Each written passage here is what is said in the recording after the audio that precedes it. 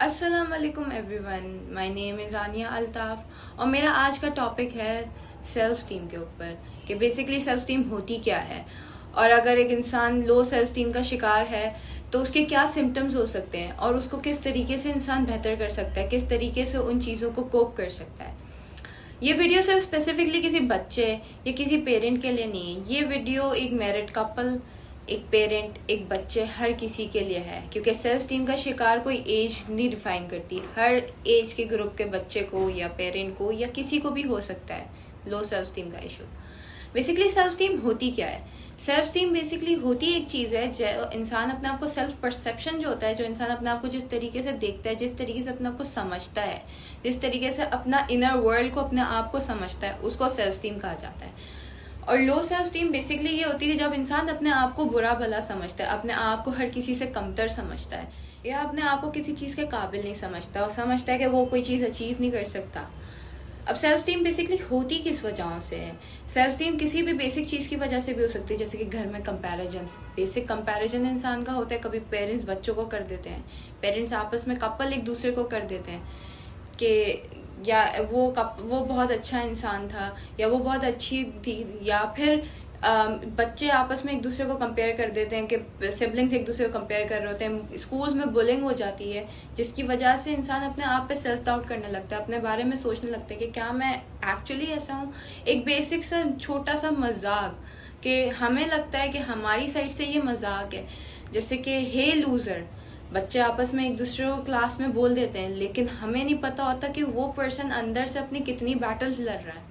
हमारे लिए वो लूजर वर्ड बहुत छोटा सा होता है, बट उसके लिए वो लूजर वर्ड उसको बहुत सारी चीजें अंदर से ट्रिगर कर जाता है जो हमें नहीं पता होता, और वो चीजें आगे जाके उसके लिए ओवर थिंकिंग, वो आगे जाके अपने आप को बुरा भला बोलता है, वो अपने आप को सबसे कमतर समझता है, वो लोगों को प्लीज करने लग जाता है। ये कुछ सिम्टम्स हैं कि जैसे एक फॉर एग्जांपल मैं हम किसी को भी प्लीज करने लग जाते हैं। फॉर एग्जांपल एक पेंसिल तक की जैसे चीज होगी तो बंदा, मुझे या आपको और तो नहीं चाहिए, आप प्लीज हर किसी को प्लीज करने लग जाएंगे क्योंकि उनको लगता है कि वो कमतर है, वो उनके अंदर कमी है कोई, जिसकी वजह से अगर वो प्लीज नहीं करेंगे तो वो वैसे बुरे दिखेंगे या वो कोई भी चीज में अचीव नहीं करेंगे। हमेशा अपने आप को कंपेयर करते रहेंगे हर किसी से कि क्लास में भी अगर एकेडमिक वे में भी उन्होंने अगर सेकंड भी आ गया तो वो सोचेंगे मैं फर्स्ट क्यों नहीं आया, मैं तो फर्स्ट आ सकता था। वो कभी भी ये नहीं देखेंगे कि मैं सेकंड तो आया एटलीस्ट।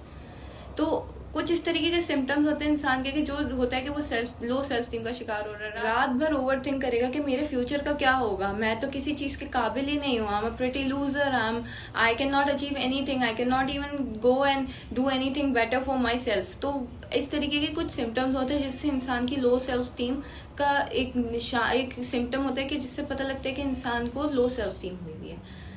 अब इसको कोप कैसे कर सकते हैं? इसको कोप करना बहुत बेसिक सी चीज़ है। इंसान अपने आप से ही शुरुआत करता है, वो अपने आप को ही समझा सकता है इस चीज़ों को। जब इंसान को सबसे पहले तो इंसान को जब बहुत ज़्यादा सेल्फ स्टीम का इशू हो रहा है, बहुत ज़्यादा ओवर थिंकिंग बहुत ज़्यादा, तो सबसे पहले सबसे बेहतर है कि इंसान एक प्रोफेशनल को देखे, एक साइकोलॉजिस्ट को देखे, एक साइकियाट्रिस्ट को देखे। वो इंसान को सही से गाइड करेंगे कि वो क्या कर सकता है। और कुछ ऐसी चीज़ें हैं, बेसिक सी छोटी सी चीज़ें हैं जो कि इंसान अपने घर में कर सकता है, जैसे कि affirmations basically, I want you guys to repeat with me कि I am a better person, I am doing good, I can achieve everything I want, I am not a failure. कुछ ऐसी चीज़ें होती हैं जो इंसान अपने आप को डेली रिमाइंडर्स दे, ये चीज़ें दिन में 3-3 4-4 बार रिपीट करे एक दफ़ा में, इस तरीके की चीज़ें रिपीट करता रहे, अपने आप को रिमाइंडर्स देता रहे, जिससे इंसान का एक वक्त आएगा कि उसका माइंड भी ये चीज़ें बोलेगा, yes I am a fighter and I can achieve anything I want. तो इस तरीके की चीज़ें होती हैं जो सेल्फ अफर्मेशंस होती हैं। मेडिटेशन, इंसान जब मेडिटेट करता है तो प्रेजेंट मोमेंट में आ जाता है, और जब वो प्रेजेंट मोमेंट में आता है तो वो बहुत से अपनी ओवर थिंकिंग को ओवर थिंकिंग को ख़त्म कर सकता है। ओवर थिंकिंग ख़त्म होगी तो इंसान काफ़ी बार इंसान की सेल्फ स्टीम के प्रॉब्लम्स ख़त्म हो सकते हैं, क्योंकि सेल्फ स्टीम ओवर थिंकिंग से बहुत दफ़ा इंसान को होती है। और बहुत से अगर कोई ऐसा है कि ऐसे कुछ मेरी ऑडियंस ऐसी भी होगी जो कि सेल्फ स्टीम की प्रॉब्लम नहीं होगी उनको, लेकिन आई वुड सजेस्ट जो ऐसी ऑडियंस है मेरी जिनको सेल्फ स्टीम का इशू नहीं है, वो दूसरों को भी इस तरीके के वर्ड्स, इस तरीके के कमेंट्स, कंपैरिजंस आपस में, कपल्स स्टूडेंट्स, सिबलिंग्स, पेरेंट्स, बच्चों को कंपैरिजन्स करना, बच्चे कभी कभार पेरेंट्स का कंपैरिजन करते हैं दूसरे पेरेंट्स के साथ, वो चीज़ प्लीज़ अवॉइड करें, क्योंकि आपको नहीं पता होता कि इंसान की इंटरनल बैटल्स किस चीज़ से चल रही है, उसका माइंड किस चीज़ से बैटल कर रहा है, और आपका एक वर्ड इंसान की पूरी लाइफ, सारी मेंटल हेल्थ रूइन कर देता है। तो आई वुड रियली रियली अप्रिशिएट कि अगर आज से इंसान हर कोई इस तरीके की चीज़ों को अवॉइड करना शुरू कर दे। कभी कभार इंसान की लाइफ में छोटे से फेलियर्स भी आते हैं, जैसे कि जॉब ना मिलना। बंदा एक्सपेक्ट कर रहा होता है कि मुझे जॉब मिल जाएगी, बट जॉब ना मिलना, फॉर द फर्स्ट टाइम वो किसी इंटरव्यू से उसको रिजेक्शन आ जाता है, कोई एग्ज़ाम में बेसिक से फेल हो जाना, उसकी वजह से भी इंसान को सेल्फ स्टीम के इश्यूज बहुत ज़्यादा हो जाते हैं, क्योंकि इंसान को लगता है कि वो तो कभी कुछ अचीव ही नहीं कर सकता, वो तो एक फेलियर है। लेकिन I would really want to say that कि एक एग्ज़ाम, एक इंटरव्यू आपका फ्यूचर डिफाइन नहीं करता, आपको डिफाइन नहीं करता, क्योंकि ये लाइफ का एंड नहीं है, ये तो एक लाइफ का स्टार्ट था। इंसान अपने फेलियर से ही सीखता है और उससे बेहतर होता है। बस इंसान को ये चीज़ सीखनी है कि उस फेलियर को, अपने आप को डिफाइन नहीं करना उस फेलियर से कि मैं एक फेलियर हूँ, क्योंकि वो जब अपने आप को डिफाइन करने लगेगा कि मैं एक फेलियर हूँ, दैट्स रियली डेंजरस। वहाँ पे इंसान की सेल्फ स्टीम के इश्यूज आते हैं।